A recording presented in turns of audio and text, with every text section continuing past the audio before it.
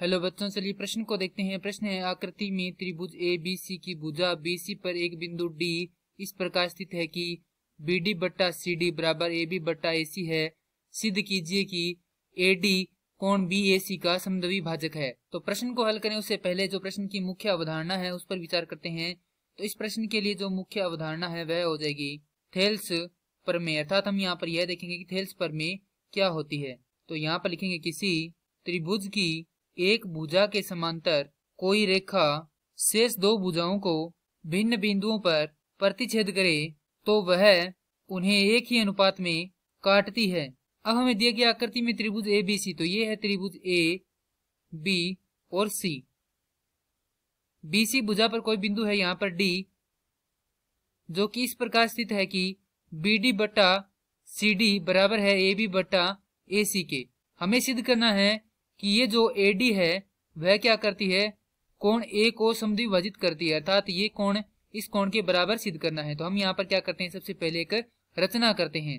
तो यहाँ से इसको हल करेंगे तो क्या करेंगे, यहाँ पर रचना यह करते हैं कि AD के समांतर कोई रेखा CP खींचते हैं तथा A को P से मिलाते हैं। अब हमारे पास यहाँ पर एक त्रिभुज प्राप्त होता है BPC। तो यहाँ पर लिखेंगे त्रिभुज BPC में, तो ये जो बड़े वाला त्रिभुज है इसमें हम देखें तो ये जो त्रिभुज है उसकी एक भुजा के समांतर यहाँ पर एक रेखा खींची गई है जो क्या करती है, इसकी दो अन्य शेष दो भुजाओं को क्या करती है, भिन्न भिन्न बिंदुओं पर प्रतिच्छेद करती है।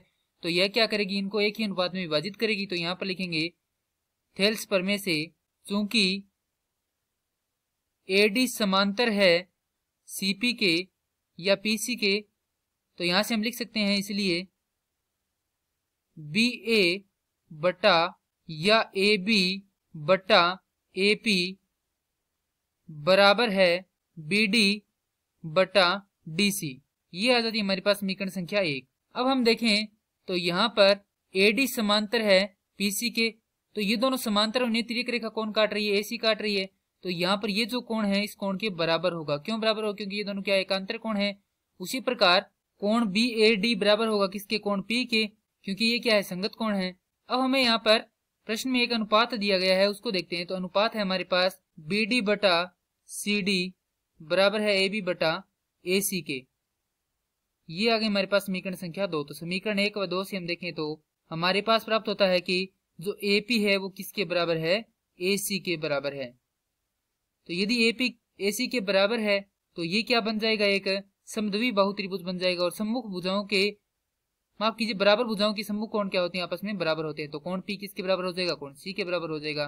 तो यहां से अब हम लिखेंगे कोण APC बराबर है कोण ACP के।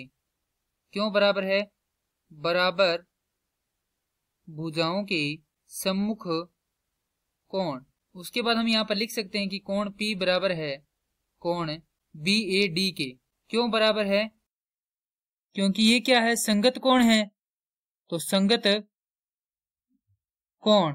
उसके बाद कोण DAC बराबर है कोण ACP के, तो कोण DAC बराबर है कोण ACP के। क्यों बराबर है, क्योंकि दोनों क्या है, एकांतर कोण है, एकांतर कोण।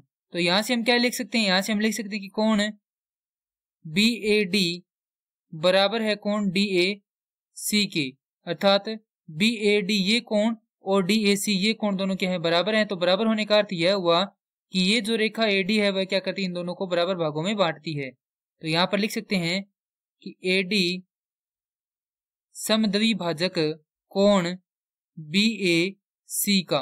और ये क्या करना था, हमें सिद्ध करना था। मैं आशा करता हूं कि यह प्रश्न आपको समझ में आया होगा। धन्यवाद।